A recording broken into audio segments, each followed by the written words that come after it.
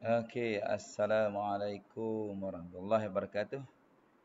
Macam mana kita nak, okey, kita tak ada rajah kat sini. Okey, macam mana kita nak tentukan nilai A dan C di sana berdasarkan fungsi kuadratik ni? Okey, ada beberapa cara yang kamu boleh buat. Okey. Yang pertama, antara perkara yang paling penting bila kita jumpa persamaan ataupun fungsi kuadratik. Sorry, fungsi bukan persamaan ya. Okey, kita boleh tengok berdasarkan nilai pintasan X ini. So, bila pintasan X sama dengan 5, jadi kita dapat tahu jawapan dia adalah X sama dengan negatif 3 dan X sama dengan 5. So, kita boleh buat kerja ke belakang, iaitu kita boleh buat X tambah 3, X tolak 5. So, kita boleh kembangkan dia, kita akan dapat X kuasa 2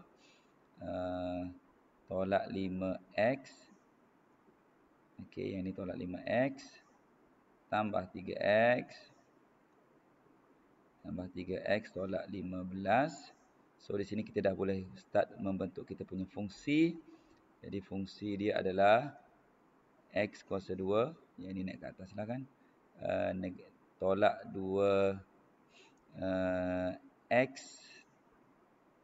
tolak 15.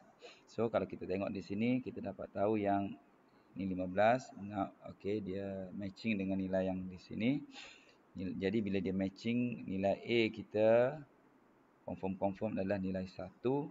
So A sama dengan 1. Dan C tadi kita boleh dapat dua cara, sama ada daripada 15 ini ataupun kita boleh terus ambil daripada persamaan yang kita fungsi yang sudah kita bentuk. Ingat dia, C ini adalah pintasan Y. So bermaksud kamu boleh guna je 15 ni terus untuk jadikan C. Jadi C sama dengan negatif 15 berdasarkan 2, iaitu pintasan Y dan pintasan pintasan Y ataupun daripada fungsi ni lah. Okey. Dan seterusnya di sana dia ada nilai P dengan Q. P dengan Q itu adalah nilai yang kita boleh ambil daripada, saya jelaskan sedikit.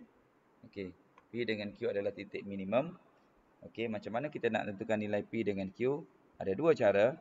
Okey. P kita boleh tentukan sama ada melalui dia sebagai satu paksi simetri ataupun kita boleh dapat terus daripada nilai X ataupun sebagai satu koordinat. Bagaimana kita dapat daripada paksi simetri? Okay, saya tunjuk paksi simetri dulu. Paksi simetri kita ada X sama dengan negatif B per 2A. Negatif B per 2A ini kita boleh dapat daripada fungsi penuh. Iaitu X sama dengan negatif 2. Di mana ini adalah A dia adalah 1.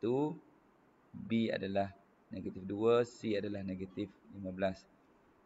Per 2A. 2A maksudnya 2 darab A darab 1 lah. So ini jadi positif. X sama dengan 2 bahagi 2 dapat 1. So, P sebenarnya kita dapat nilai dia adalah 1.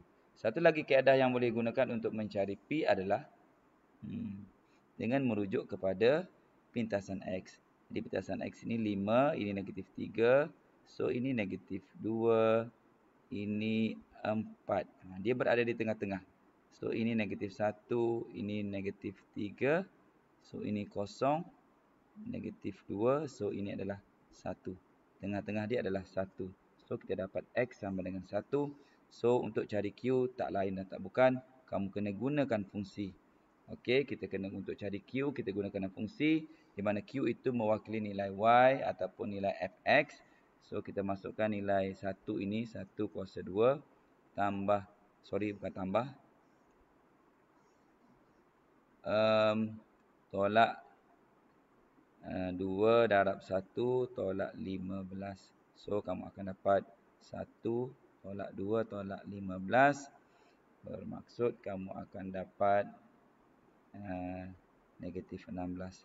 So, di sini adalah negatif 16 untuk nilai Q. So, negatif 16. Ingat, P ada dua cara. Sama ada kamu guna dia sebagai paksi simetri ataupun kamu boleh cari di tengah-tengah. Tengah-tengah antara X. Pintasan X. Okey. Itu saja. Assalamualaikum warahmatullahi wabarakatuh.